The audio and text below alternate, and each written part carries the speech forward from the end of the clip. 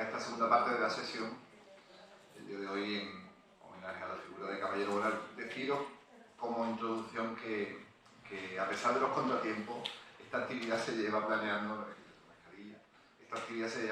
desde junio del año pasado. O sea, esta actividad tiene un trabajo enorme, la consejería no apostaba por las actividades presenciales. Sin embargo, pues llevamos luchando un tiempo porque esta fue la primera actividad presente. ¿No se me escucha bien? Sí. Yo creo que sí. Bueno, hablo un poco más alto. Estabais viendo que la consejería no apostaba en un principio por las actividades presenciales porque en junio tampoco sabíamos la evolución pandémica como iba a ser y que esto se ha luchado mucho porque fuera la primera actividad presencial junto al Ayuntamiento de Jerez y la Fundación en nombre de Pepe. Deciros que los contratiempos pues son propios de las transiciones y que las transiciones a la presencialidad, aunque lo veamos un poco más sencillo, pues son complicados. Deciros que pediros disculpas porque sé que hay profesorado que viene desde lejos para asistir a estas sesiones, pero no podemos hacer otra cosa sin conseguir. Y este vacío que nos ha dejado Julio nos lo vaya María Palleras, que está aquí con nosotros para hablarnos de Caballero Bonal en Mallorca desde su poesía y su legado en papeles son armaduras. María Palleras es catedrática de Literatura Española en la Universidad de Isles Balears, es una de las investigadoras más reconocidas en el ámbito de la poesía española de la segunda mitad del siglo XX. Buena parte de su trabajo pues, se ha centrado en la poesía de la promoción de los años 50. Con libros imprescindibles, algunos hemos sacado aquí, que lo había escrito muy joven, para este periodo como Poesía Española de Posguerra, la colección Collioure y los poetas del medio siglo, Memorias y suplantaciones, la obra poética de José Manuel Caballero Bonal, o El sueño de la realidad, pues, poesía y poética de Ángel González. Además, cabe destacar sus selecciones antológicas de las obras, como hemos dicho, de José Manuel Caballero Bonal y de Ángel González, así como de su edición crítica de Relato de Babia, que es de Luis Mateoli. Con Carmen Rivera también ha editado el volumen 1959 de Collioure a Formentor, volumen antológico, y más allá de esta línea de investigación que ha sido la propia, en estos últimos años pues, ha venido desarrollando una labor investigadora relevante centrada en la poesía escrita por mujeres en la España de posguerra, fruto de la cual pues, son algunos de los trabajos que voy a citar, como Linaje de Eva, tres escritoras españolas de posguerra, Ángela Figuera, Celia Viñas y Gloria Fuertes, y Espejos de la Palabra, la voz secreta de la mujer en la poesía española de posguerra, 1939 y 1959. Ha dictado la obra de Ana Inés Bonin, puertorriqueña, y de Alfonso de la Torre. En marzo de 2015 fue nombrada doctora honoris causa por la USV Suceava de Rumanía, no sé si mi rumano es, no lo he buscado, Suceava, y ha obtenido un premio, el Premio Nacional de Ensayo en 2002 y la beca de investigación Miguel Fernández de 2003. Sin más, pues vamos con los expertos. María, cuando quiera. Muchas gracias. Me alegra mucho estar aquí esta noche invitada por la Fundación, aunque sea en unas circunstancias que me apenan. Me apena, por un lado, la ausencia de Julio Neira. Julio y yo pertenecemos al mismo grupo de investigación desde hace 13, 14 años y somos ya un grupo que nos hemos convertido en una familia, ya nos llamamos primos todos. Entonces, realmente el hecho de encontrarnos en esta ocasión hubiera sido una alegría después de tanto tiempo de no poderse encontrar con las personas, que también venimos con esa carencia acumulada. Y, por supuesto, es triste que sea la primera ocasión en que una fecha como esta pues la tenemos que conmemorar sin la presencia del homenajeado, que también ha sido una persona muy importante en nuestras vidas.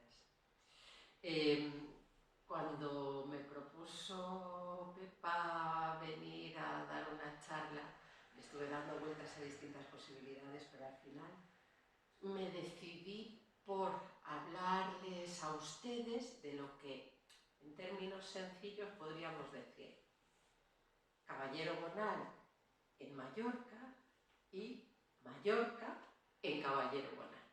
Y creo que así, en estos términos simples, puede verse cuál es el sentido de mi charla. Y lo voy a hacer a partir de datos biográficos y también a partir de algunos poemas de los que me propongo. Puedo empezar como abuela cebolleta, ya que tengo edad para ello, hablando de los tiempos remotos en que conocí a Caballero Bonal. Yo conocí a Caballero Bonal en Palma, en una lectura de poemas que él vino a hacer en el Estudio General Luriano. Me lo presentó un personaje de la cultura mallorquina llamado Tony Kerrigan. Tony Kerrigan, este señor de barbas que está fumando ahí, al que vemos también sin barba en la foto de abajo, y la que está arriba es Elaine, su mujer. El de al lado, obviamente, en la foto de aquí abajo es Jaime Gil de Viedma. Kerrigan era un norteamericano de origen irlandés, nacido en Massachusetts en 1918, que llegó a Mallorca en 1956 con una beca Bollingen para traducir a Unamuno y acabó convirtiendo la isla en su base de operaciones. A él y a Elaine, su mujer, también traductora, ella era pianista cuando se conocieron, pero después también trabajó con Tony como traductora. Ellos habían, a Tony y a Elaine, quería decir, por eso he puesto la foto de Gil de Viedma, les dedicó Jaime Gil un poema suyo que quizá lo recuerden, de moralidades, que se titula Desembarco en Citerea, donde habla del gran paseo junto al mar. Pues un día que Jaime Gil y yo paseábamos por ese paseo junto al mar, me dijo: este es el gran paseo junto al mar, el paseo Mallorca de Palma, el paseo marítimo de Palma. Los Kerrigan formaban parte del círculo amistoso de Camilo José Cera. Tony participó en la fundación de la revista Papeles de Son Armadans, que vivió entre 1956 y 1979, y tradujo al inglés La familia de Pascual Duarte. Pero sobre todo fue para Cela un amigo muy querido al que en su muerte, acaecida en 1991, describió como un hombre que ardió con violentísima llama y muy luminoso resplandor. Este hombre extraordinario fue, como digo, quien me presentó a Caballero Bonal y quien me incorporó a la cena familiar que había organizado Elaine para agasajarle y para recibir al amigo. De este modo, y aunque Pepe Caballero Bonal llevaba muchos años fuera de Mallorca, esto que cuento debió de suceder en 1982, 1983, no lo tengo datado con exactitud, pero por esas fechas. Y lo bonito para mí de ese encuentro es que pude verlo en medio en la salsa propiamente de sus amistades mallorquinas, aunque ya en la década de los 80 la vida cultural de Mallorca no fuese ni mucho menos la que dejó atrás en 1960. Después, a lo largo de los años, volví a verlo en Palma con distintos motivos, casi siempre a partir de alguna iniciativa mía que acababa en lecturas de poemas, o en congreso, o en lo que fuese. José Manuel Caballero Bonal había sido, sin embargo, a finales de los 50, un mallorquín más, con un conocimiento profundo de los distintos estratos sociales y culturales de la isla, a cuya historia, tradiciones y singularidad prestó una atención nada distraída, por muy intermitentes que fueran sus estancias en la isla. Para esta ocasión he releído su poesía completa, buscando las alusiones mallorquinas, que no faltan. He releído sus memorias, sobre todo el segundo volumen, La costumbre de vivir, donde el recuento de sus hazañas isleñas sortea eficazmente el paso del tiempo.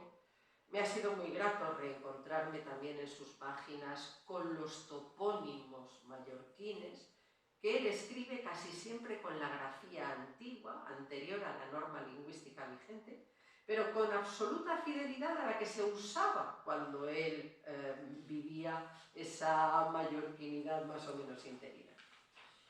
Me he tenido que sonreír también en la lectura de sus memorias, en el párrafo que dedica a la cocina tradicional de mi tierra, porque me trajo de repente a la memoria una imagen olvidada de él. Lo recordé de pronto recién llegado a Palma en alguna de esas ocasiones que compartimos, que les he dicho antes, diciendo que quería comer frit y tumbat y olivas. Y de las olivas no sabía si me gustaban más las pansidas o las trancadas, pero en las memorias las que menciona varias veces son las trancadas, o sea que debían ser estas las que les gustaban más, que también son mis favoritas. Pero en todo caso me vino a la memoria de pronto esa glotonería por comer todas aquellas cosas que tenía en la memoria, que se ve que Pepa no le debía preparar en casa, porque deduzco, porque hubiera podido mantener la tradición. En relación a la cultura local contemporánea, con las consabidas referencias a los Cela y a los Kerrigan, también encontramos las vicisitudes de la revista Papeles de Son Armadans. Esta revista de muy cuidada edición, con una presentación exquisita, ya ven, a dos tintas, la portada siempre verde y negra o roja y negra, a veces con ilustraciones. La pintura estuvo muy presente en Papeles de Son Armadans, no solo la poesía, las artes plásticas estuvieron muy presentes, el grabado también. Hubo una atención, un cuidado especial en la confección de esta revista. Y de esta revista fue Pepe Caballero Bonal el primer subdirector o secretario, que allí los cargos eran una cosa muy flexible a la que se les daba el nombre un poco según venía a cuento. En unos números aparece como secretario, en los otros aparece como subdirector. Yo lo que digo es que cada uno de los subdirectores o secretarios que tuvo la revista imprimió su personalidad en ella. Pero bueno, ya hablaremos de eso. Además de hablar, como digo, de los Cela, de los Kerrigan, de Papeles de Son Armadans, habla también de los habituales de la tertulia del Riscal, de la que después hablaré, y su relato autobiográfico menciona a toda clase de personajes de aquella época, notables o populares, así como los rincones predilectos de su callejeo palmesano o de sus excursiones por la isla. Pero la mirada bonaldiana excede los datos inmediatos de la observación y reconoce haberse interesado y ocupado de asuntos tradicionales e históricos de nuestra cultura. Sobre el papel queda reflejado, por ejemplo, su genuino interés por la figura de Ramón Llull, gracias a quien mi universidad reclama una antigüedad medieval, que es tan cierta como incierta después su trayectoria posterior, que fue un poco como el Guadiana, apareciendo y desapareciendo hasta su definitiva refundación durante el periodo de la transición a la democracia. Pero sí es verdad que se remonta al estudio general fundado por Ramón Llull en Miramar. Habla también de un personaje extraordinario, otro mallorquín de adopción, que es el archiduque Luis Salvador de Austria, mencionando su obra monumental Die Balearen, las Baleares, que es un auténtico compendio de todo cuanto podía saberse en el siglo XIX acerca de las Baleares en todos los campos que pueda uno imaginarse, desde el tipo de cultivos, el precio de las cosas, el terreno, la orografía, el habla, los trajes típicos, absolutamente todo. No me extraña, por otra parte, que haya examinado con verdadero interés, aquí tenemos a Ramón Llull y al archiduque Luis Salvador en su entorno de Valldemosa. Y no me extraña que haya examinado con muchísimo interés los atlas y los mapas de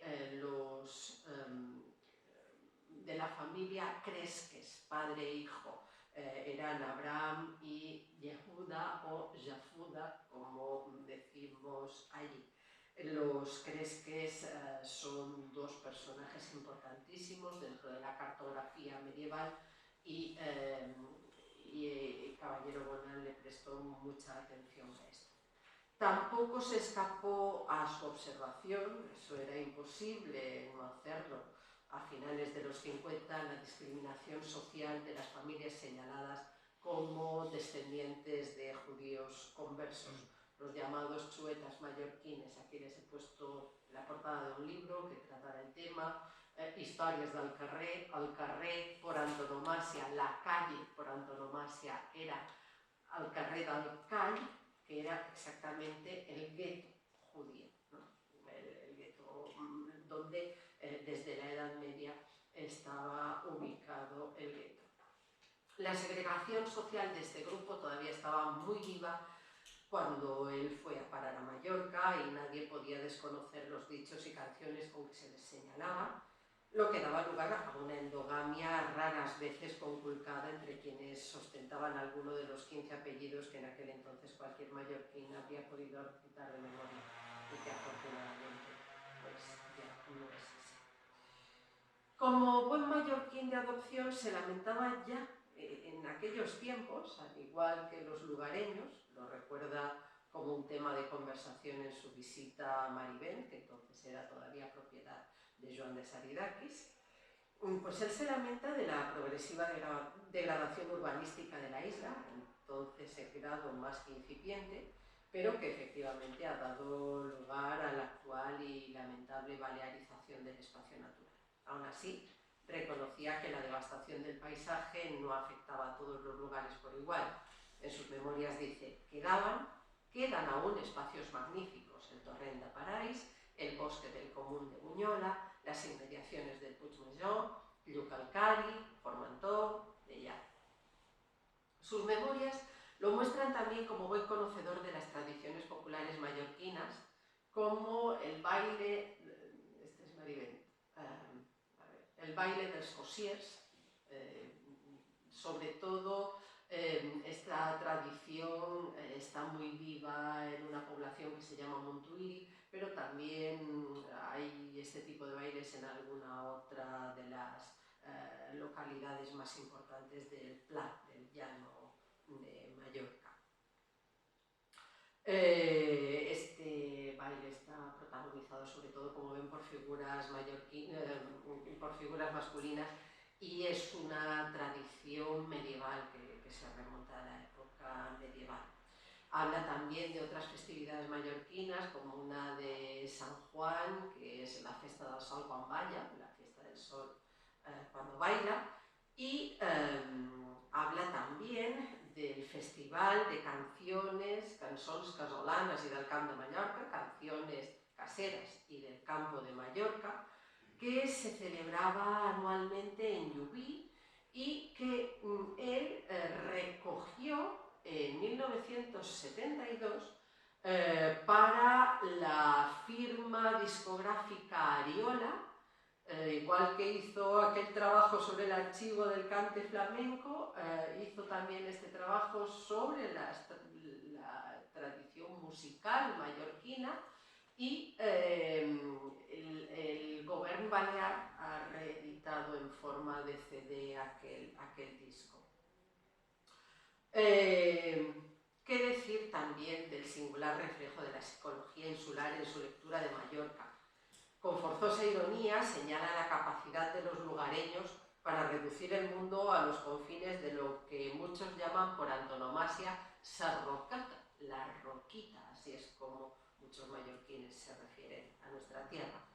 Hay un dicho ancestral que divide el mundo en estas partes: Mallorca, fora Mallorca, terra de moros y país de Francia. Creo que se entiende. Mallorca, lo que no es Mallorca, tierra de moros y país de Francia. Se equivoca en la transcripción Pepe porque se confunde un poco con lo de París de Francia, pero no es París de Francia, sino País de Francia. No sé si los mallorquines sabían que estaba París. Seguro que conocían Marsella, seguro que conocían el sur de Francia, porque sobre todo ciudades costeras como Sóller tenían mucha comunicación marítima con el sur de Francia y tenían un comercio muy habitual. Era una de las poquitas salidas de los mallorquines, por lo tanto sí que era una de las partes del mundo, por lo menos, de las que a nosotros nos interesaban. Del mismo modo que estas son las 4 partes del mundo, pues también todos los vientos del mundo son los 8 de nuestra tierra, ¿no? Y eso también lo recoge él y además lo menciona refiriéndose a María del Mabonet, que canta una canción tradicional donde se mencionan esos vientos. Detecto también el modo en que sus recuerdos se entreveran con el lenguaje autóctono, no solo cuando forzosamente deben hacerlo, como al recordar el nombre de lugares, refranes o especies zoológicas de difícil adaptación al castellano, como por ejemplo cuando habla del virot. El virot es un ave marítima, como pueda serlo la gaviota, pero no soy capaz de traducirlo. He leído virote, pero en castellano suena a alguien virote porque yo no lo había oído nunca, entonces no lo tengo claro. Pero hay otras ocasiones en que utiliza la palabra mallorquina pudiendo utilizar otra. Por ejemplo, en una ocasión afirma haber comprado un motorino para ir de Palma a Andratx. Un motorino es como llamamos allí a un ciclomotor. Se compraría el hombre un pepino para andar por la carretera por allí, pero me hace mucha gracia encontrármelo allí con el nombre de motorino. Incluso cuando habla del viento que en castellano se llama mistral, pues lo llama mastral, que es como lo llamamos nosotros. Así que deduzco de sus propias palabras que si la mallorquinidad de Caballero Bonal no fue permanente, cabría muy bien en la condición laboral de fijo discontinuo, que como saben ustedes es en Mallorca una figura contractual muy tradicional también. Nuestro querido poeta fue y volvió a su antojo de esa balsa mediterránea, sintiéndose más cómodo y libre que en otros lugares donde transcurrió su existencia. Y a pesar de la fama de cerrada que la sociedad balear acarrea, no del todo inmotivadamente, sus evocaciones lo refieren como bien acogido y acompañado por los mallorquines nativos, adoptivos y medio pensionistas. Así lo vio venir él, no bien aterrizó en Mallorca en marzo de 1956, ganado ya por la vista aérea de una isla entonces casi virgen, y en sus propias palabras, hermosa y hospitalaria, y lugar muy bien dispuesto para acomodarse a mis gustos. Es bien sabido, y tampoco lo oculta él en sus memorias, que José Manuel Caballero Bonal acudió a la isla no solo al llamado de cela, sino al reclamo de la mujer de éste. No es menos cierto que marchó de ella, habiendo contraído matrimonio con una joven mallorquina, de la que solo le separaría en mayo de este año la muerte. Su matrimonio con Pepa Ramis, el 25 de enero de 1960, fue el colofón de esa fructífera estancia. La boda se celebró en este lugar que están viendo ustedes en la transparencia, un lugar digno de las querencias marineras del poeta, el oratorio de Portals Nous, una pequeña iglesia de interior austero, como ven, situada en un privilegiado mirador sobre el mar, con las puertas abiertas para la celebración del matrimonio.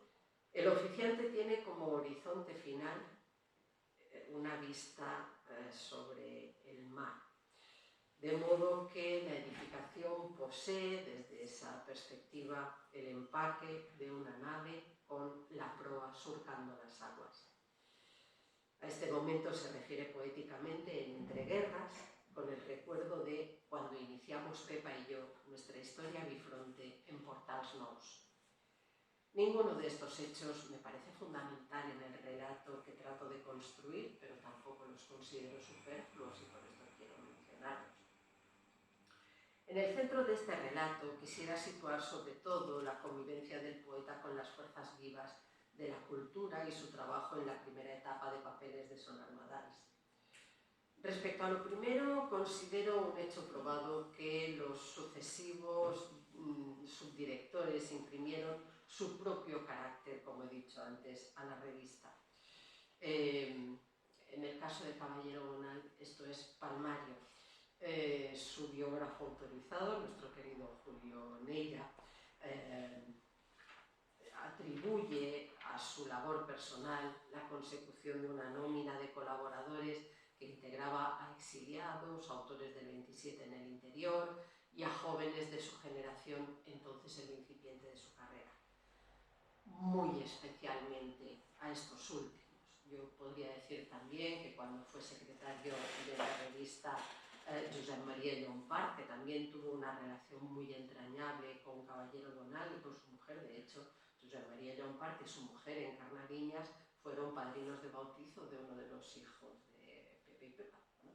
Pero Josep María Llompart, que le sustituyó en la subdirección de Papeles de Son Armadans, le imprimió un carácter pues, mucho más catalanista, con una presencia mayor de autores catalanes, y luego Antonio Fernández Molina, pues, que era un autor más de carácter vanguardista, pues también atrajo una línea más de vanguardia en la poesía publicada en papeles. Así que yo creo que Cela tuvo, entre otras muchas virtudes, como agitador cultural que era, la de dar un margen y una capacidad de liderazgo también a las personas que trabajaban con él y les supo dar la autonomía necesaria para que cada uno pudiera imprimir, como digo, su personalidad a la revista.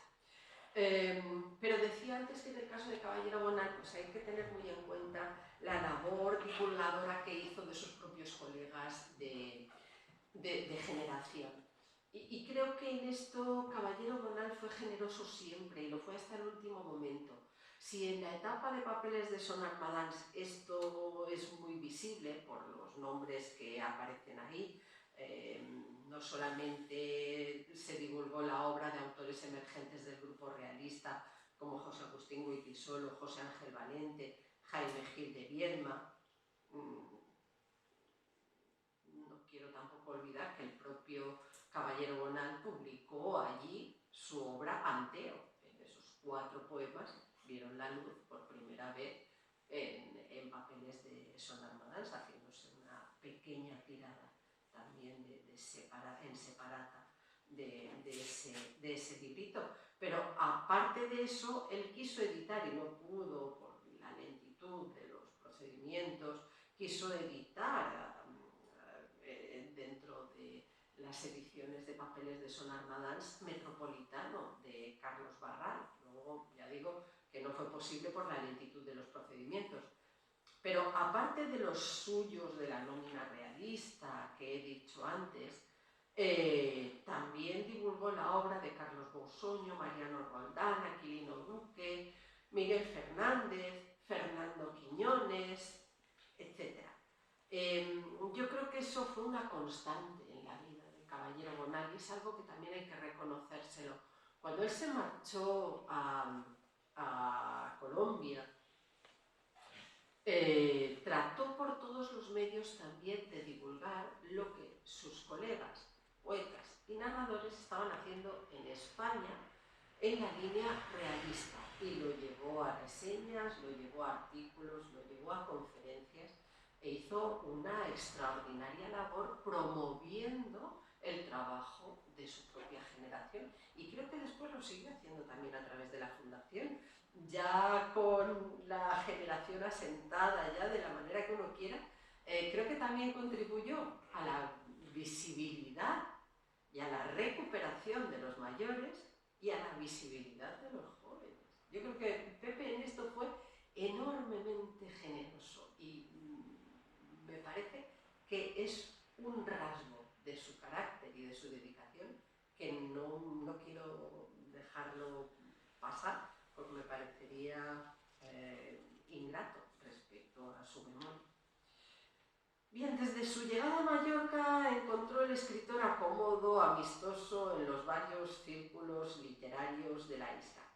Neira recoge en su biografía, Memorial de Disidencias, que hace un rato estaba ahí, Vida y obra de José Manuel Caballero Bonal, retazos de una entrevista que le hizo el periodista Guillem Surada, uno de sus más fieles amigos de esos años, en el mes de julio de 1956, y que se publicó en Diario de Mallorca, una de las cabeceras de la isla que todavía existe. Ya en ella, el autor daba muestras de haber sondeado la vida cultural al reconocer el mérito de la revista Dao. Aquí tenemos también algún ejemplar de la revista de Dao. Dao fue una revista de vida corta pero intensa. Salió entre 1951 y 1955 con un último número impreso pero no distribuido en 1960. O sea que cuando llegó Caballero Bonal, ya el año anterior la revista en su curso natural ya había desaparecido. Esta revista es una de las iniciativas vitales de Celia Viñas, la catalana andaluza, que todos saben que adoptó Almería como tierra propia, pero que no por ser catalana y andaluza dejaba de ser también mallorquina, porque en Mallorca fue donde pasó sus años formativos. Celia Viñas, que era un volcán de energía, fue quien propuso la creación de esta revista y se hizo realidad no a través de ella, sino gracias al poeta Rafael Jaume y el grabador Pere aquest Glaç Cham. Aquí tenéis, tanto en la portada como en las páginas, muestras de los grabados de Cham. Es también una muestra de una exquisitez en la elaboración visual de la obra. El resultado estético yo creo que es muy cuidado. Y aquí fue una revista muy abierta a todas las corrientes, de carácter misceláneo en cuanto a las orientaciones poéticas de aquellos años. Entre sus colaboradores se contaba Eduardo Cotelamus, uno de los amigos colombianos de Caballero Bonal, que a lo mejor había oído hablar de la revista por ese motivo, no lo sé. Pero otros colaboradores de la revista fueron José Albi, María Benito, Blas de Otero, Camilo José Cela, Carlos Busoño, Gabino Alejandro Carriedo, Félix Casanova de Ayala, Carmen Conde, José Corredor Mateos, Ángel Crespo, Miguel Fernández, Ángela Figuera, aquí el poema de Ángela Figuera, Susana Mar y un largo etcétera, que se puede comprobar en el índice que publicó Ángel Raimundo Fernández en la revista Mallorca en 1972. Rafael Jaume, uno de los fundadores, que era poeta, como he dicho, y una persona además absolutamente entrañable, fue propietario, cuando yo era estudiante universitaria, de una revista especializada, una librería especializada en poesía que se llamaba Caballo Verde, un homenaje clarísimo a Neruda, que estaba situada en la plaza de Sbagnasoli, un espacio entonces céntrico y tranquilo, próximo a la judería, que os decía hace un momento, y repentinamente invadido por terrazas tan impersonales como atestadas de gente. A través de este Guillermo Sureda, que le hizo la entrevista, ingresó Caballero Bonal en la tertulia del Café Riscal. Aquí tenemos el Café Riscal en la última noche que vivió, justo antes de su demolición. El Café Riscal, que desapareció con la obra que también se llevó por delante el Teatro Lírico, una obra que estaba destinada a recuperar los jardines árabes de la Almudaina. La Almudaina es árabe que está en Palma, a la orilla misma del mar, frente a la catedral. El Riscal era el lugar donde se concentraba una tertulia literaria, a la que acudió en numerosas ocasiones Caballero Bonal. A esta tertulia acudían representantes de las que, con bastante incongruencia, han dado en llamarse la constelación cosmopolita, capitaneada por Llorens Villalonga, la constelación castellana, cuya cabeza visible era Cela, y la constelación catalana, con Francesc de Borja Moll al frente. Del conjunto total, recuerda él especialmente a Guillem Sureda, ese periodista especializado en crítica taurina, sobre todo, y literaria también en parte, en Diario de Mallorca. Recuerda mucho también al novelista Llorens Villalonga, al escritor manacorí Jaume Vidal Alcover, casado con María Aurelia Campmany, y a Juan Bonet Jalabert, fundador del periódico Baleares, que era una de las cabeceras del régimen, padre de la cantante María del Mar Bonet, y el columnista del Diario de Mallorca, Rafael Ramis Togores, que andando el tiempo se convertiría en su suegro. Entre los personajes singulares de la vida cultural palmesana se refiere también a Tomeu Fuster, editor del Liber Feudarum Maior de la Corona de Aragón y de la colección xilográfica de Guasp, con la que se ilustró papeles de Sonar Madans, y al que también habla de otro personaje cuya foto he traído aquí, un personaje que él llama Guillem de Foc, lo que no es correcto. Su nombre, o por lo menos el nombre con el que este señor firmaba, es Guillem de Fac, no de Foc, de Fac. Ven que la confusión está causada por la casi homofonía de estos términos y también está causada por otra cosa bastante comprensible.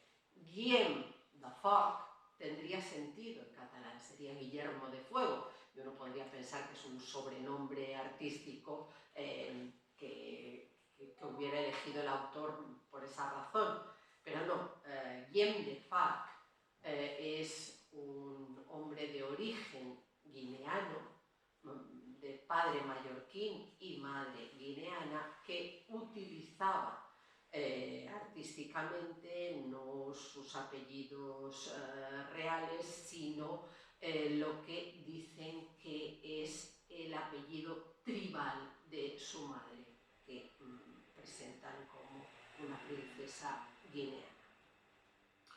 Bien, no sé si esta confusión como Guillem de Foc podía estar extendida en aquellos tiempos o ser un error de interpretación de Caballero Bonal. En todo caso, lo que sí quiero es señalar cuál es en verdad el personaje, porque este personaje es presentado en las memorias de Caballero Bonal como dueño de lo que él llanamente llama un bar de putas. El propio EFAC no reconoce el bar, llamado el bar Paco. He intentado encontrar una fotografía, pero no he podido. Fue sustituido, al parecer, por uno llamado Joker, del que también he buscado foto y sí he encontrado, pero la dirección que pone no corresponde con la Porta de Sant Antoni, donde estaba situado esto, así que no estoy muy segura de haber dado con el que tocaba. En definitiva, el bar Paco, donde reconoce Guillem de Foc haberse ganado la vida, él no dice que fuera suyo. Lo que él cuenta es que él se ganaba allí la vida como traductor, que sería el eufemismo más estupendo que he encontrado en muchos tiempos, porque lo que él dice es que hacía de traductor entre las prostitutas y los marines de la Sexta Flota que querían contratar sus servicios. En cualquier caso, este personaje, que ya digo que niega haber realizado transacciones entre las prostitutas y los marines. También decía que había escrito por encargo muchas cartas de las prostitutas a sus enamorados, de los personajes, pero sobre todo es un personaje estimable como poeta y como cantante profesional. Estuvo asociado al movimiento de la Nova Cançó catalana y un hito de su carrera es haber formado parte del elenco de La Cubana. Así que digamos que el personaje trasciende un poco la imagen de propietario del bar de putas. Integrado, que no dudo que lo conocerían, no estoy poniendo en duda en absoluto. Integrado caballero bonal de estas y de otras varias formas en la vida mallorquina, Mallorca no deja de estar presente también en su poesía y de eso es de lo que quiero hablar. Como parte de su espacio vital aparece mencionada la isla en entreguerras, habla de Palma, Portals Nous y Andratx, pero más ricas y significativas me parecen otras alusiones en su obra poética, en las que la memoria biográfica se entremezcla con planos procedentes de la mitología y la historia, potenciando esa mezcolanza tan de su gusto entre la experiencia vivida y la fábula. Hay varios casos especialmente interesantes. Uno sería el que se titula La cueva del Ciureny. Es un poema que pertenece a las horas muertas de 1959. Lo leo. La cueva del Ciureny. Me equivoco al entrar. Junto al cobalto súbito del ocre al verde, tiento la pared de la cueva. Cae el agua hacia el vidrio. Allí la arcilla y el metal, las cautelosas láminas de líquen se juntan y decantan. ¿Es esta aquella piedra dolménica de Joan Miró? Aquella piedra escrita de Fuencaliente, lívida flor calcárea que brota perpetuando el argumento azul de la materia. Penetro más abajo, llego a la galería del Ciureny, hachas, arqueros, nervaduras, y el caballito aquel donde resuenan vientos de Coalanas y Altamira. Pasan sombras de ídolos. La roja estría líquida del aire se funde en la cultura mineral de los óleos. El orfebre del yeso, el timonel, el hombre árbol, qué límites, recintos, geografías restituyen al mundo tributario orden de la creación, pura reliquia del silencio. Y las otras parábolas. Ahondo roca a roca, última cámara, imán del sortilegio. Dime qué alumbras, dime en qué redoma recién nace el color, se expande el humo de la alquimia rupestre, restañando el agua con el fuego. Lasca de sílex, silbo sabiendo a tierra, cavernario sarmiento entre los grumos blancos de Marrachí, crucial cometa libre de la infancia. No me equivoco. Entro en la séptima cueva lo mismo que en el día inaugural del mundo. Allí reconstruyen las formas su cimiento, se reintegra a sus astros la materia, libra la realidad sus furiosos litigios contra el sueño. Quiero que cotejen un poco el texto del poema con las imágenes que lo rodean. Sin duda este poema rememora el episodio de su primera visita al taller de Joan Miró en Sonabrines, a poca distancia de su propia casa mallorquina, en compañía de Tony Kerrigan, esto lo cuenta él en sus memorias. Las asociaciones cromáticas y morfológicas son bien reconocibles en los trazos, en los tonos de las puertas de acceso al recinto diseñado por Sert y en la vaga semejanza de la estructura del taller con la piedra dolménica, con las estructuras megalíticas. También hay que decir que no es la única referencia al mundo arqueológico y al arte primitivo, que está impulsado incluso por los dibujos mironianos, por el esquematismo de los dibujos mironianos, que evocan para el poeta las rupestres de Covalana y Altamira, y que transfieren al espacio Miró la condición de cueva, habla de la cueva del Ciureny. Debido a esto y al símil del característico colorido de la obra de Miró con la pintura característica del Siurel, ven esa figura de barro de un caballero pintado de blanco y con trazos de rojo, verde, a veces también azul. A fin de cuentas, el Siurel, que es un objeto de barro artesanal característico de la isla, es claramente un objeto que sí que visualmente y en cuanto a colorido puede tener razones más que suficientes para relacionarse con la pintura de Miró. En las memorias, Caballero Bonal se muestra bastante crítico, no obstante, con la pintura de Joan Miró, aunque dice que conectó más con él, un hombre introvertido, de expresión dificultosa, con los atributos del áurea mediocritas repartidos parsimoniosamente por toda su figura. Eso lo dice describiendo a Miró, al que sin embargo parece haberle resultado un poco más simpático. Lo cierto es que Kerry y Gabriel fueron al taller de Miró para preparar un número de homenaje de la revista de Papeles de Son Armadans dedicada a Joan Miró, que fue el primero de los poemas, de los libros de homenaje que se prepararon en esa revista.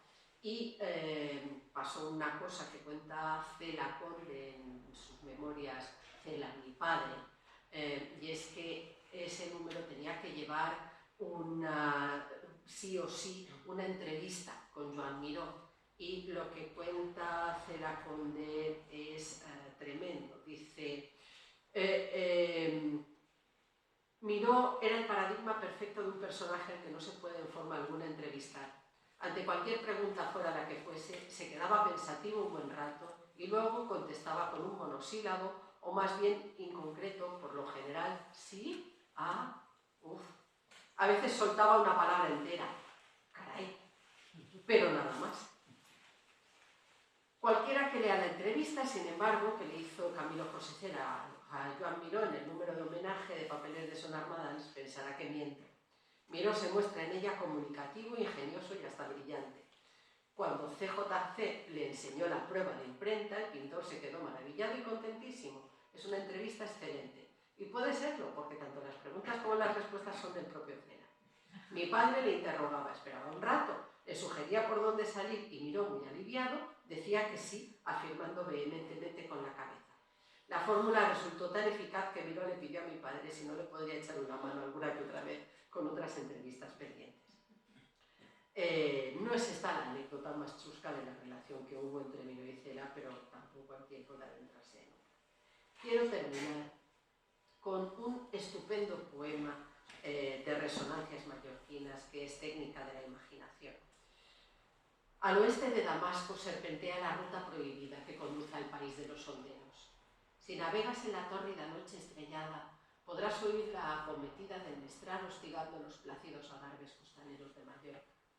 Hay un olor a papiro y a remo de Esmirna y a sudor de caballo en cada repliegue ornamental de la geografía. Y en derredor de esa gran madre lujosa y multípara, vendida como esclava al investido de poderes, cristalizaban las piedras del jeroglífico, cuya pavorosa inscripción de sangre precediera en 9 lunas a la migración de los honderos.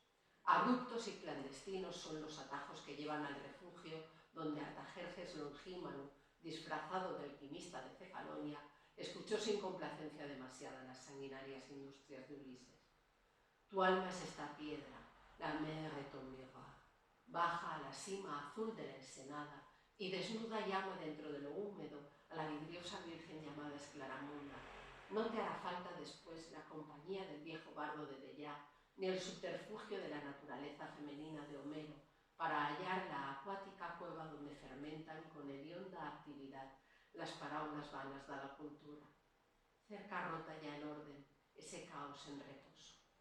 ¿Estás circuncidado, por ventura, hijo mío? ¿Lo estás? No al mercader escuches que con púrpura y bronce fenicios tienta a tu madre, sino al harapiento taumaturgo que mora como un dios olvidado en el satánico promontorio del Pantaleón. Solo él podrá descubrirte en la repentina altiplanicie del espanto, tuya imposible identidad con la piedra que ha rodado al abismo. En ella iba tu alma, mon semblable, mon frère. Creo que este es el poema donde la consideración bonaliana a la geografía mallorquina, a su historia y su cultura resplandece con más fuerza, sin perder en absoluto un punto de ironía autobiográfica.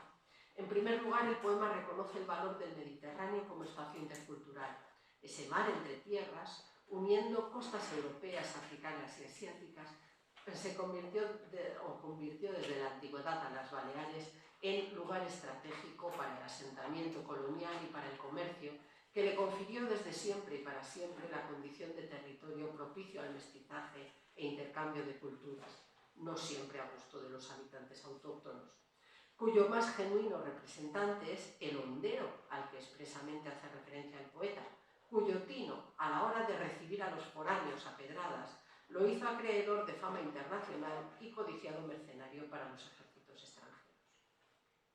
Esa tierra de honderos, resignada a invasiones y colonizaciones sucesivas, es para Caballero Bonal una gran madre lujosa y multípara, vendida como esclava en investido de poderes.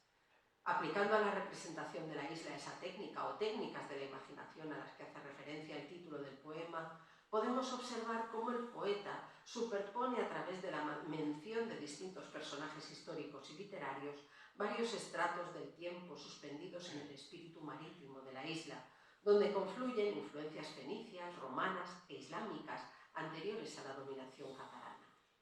El Mare Nostrum resplandece en todo su poder de evocación literaria a través de Homero y en particular de la figura de Ulises, al que Caballero Bonal convoca sobre todo en su compartida condición de navegante.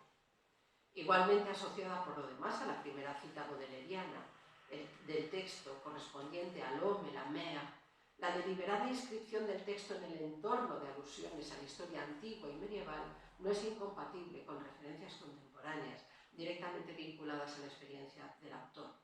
En cuanto a la historia antigua, a la vista están las menciones a Damasco, Esmirna, Cefalonia, puntos geográficos de largas reminiscencias históricas y literarias, igualmente relacionadas con el papiro como remoto soporte de la escritura, así como las veladas menciones mitológicas causadas tanto por la referencia a Homero como por esa piedra rodando hacia el abismo evocadora del suplicio de Sísifo. En cuanto a la historia medieval, hay dos puntos principales. Uno es el nombre de Esclaramunda, referencia a la reina Esclaramunda de Foix, que si bien acumuló fama de mujer virtuosa, no alcanzó la de virgen, incompatible con su condición de esposa de Jaime II y madre de Sancho I de Mallorca. El otro punto, referente a la circuncisión, rememora la dolorosa historia de los judíos en Mallorca, cuyos descendientes han sido estigmatizados hasta tiempos bien recientes. Respecto a la reina, de todos modos, no hay que descartar como un nuevo plano superpuesto la existencia de una clave personal, un nombre, imagino que supuesto, referido a una persona que ha formado parte de la vida del autor. Esto al menos se deduce de Corrección del pasado, un poema de La noche no tiene paredes, que dice: ¿conoces a una mujer llamada Esclaramunda? No la luz de los cátaros, o sea, no Esclaramunda de Foix, sino la servidora dominical de aquellas tan morosas sobremesas de consanguíneos. Hay pues otra referencia aquí indirecta autobiográfica. Todos estos planos se implican con otro que sazona a sí mismo el sentido del poema en una variante más bien irónica, en la pregunta misma sobre la circuncisión y la evocación del que denomina como satánico promontorio del Pantaleo. La pregunta no solo remite a la historia de los judíos mallorquines, sino al hecho biográfico de su propia operación de fimosis, que le fue practicada en Palma por el doctor Gonzalo Aguiló, quien, como podría reconocer cualquier mallorquín de edad avanzada, como yo misma, ostentaba uno de esos 15 apellidos identificados como suertes. Circunstancia que infundió en el poeta la descabellada suposición de que le estaba proponiendo circuncidarle, cito a Caballero Bonal, en virtud de una especie de proselitismo ancestral. En cuanto al Pantaleo, que no goza en la isla de ninguna presunción diabólica, sí que debió de parecérselo a él el día en que estuvo a punto de perecer ahogado por el esfuerzo de alcanzar el islote a nado, mientras Pepa, campeona de natación, tuvo que socorrerle, primero sacándole del agua como pudo y llevándola a tierra firme, y después regresando sola en busca de una embarcación con la que salvar por segunda vez el tramo de agua. Igualmente ligado a la experiencia personal y equidistante de lo literario, aunque porque sin los ribetes tragicómicos está también la referencia al viejo bardo de Della, que es indudablemente una referencia a Robert Graves, que es, como todos sabemos, fue un residente de Della también durante muchísimo tiempo en su vida, y otro de esos mallorquines de adopción de los que nos gozamos tantas veces en recordar. En fin, yo termino aquí esta exposición simplemente queriendo reconocer y decir aquí en voz alta que no tengo personalmente ninguna clase de chauvinismo.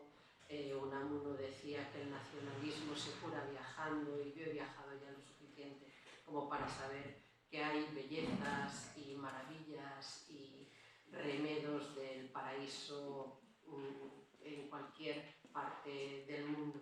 Pero sí creo que Caballero Bonal encontró entre nosotros un espacio propicio, un lugar acogedor, y encontró forma de desarrollar numerosos proyectos, tanto artísticos como personales. Y esa memoria, ese recuerdo vinculado a mi tierra, es el que yo he querido traerles aquí para homenajear la memoria de ese amigo tan querido que nos ha dejado este año y cuya añoranza pues tiñe de tristeza este momento.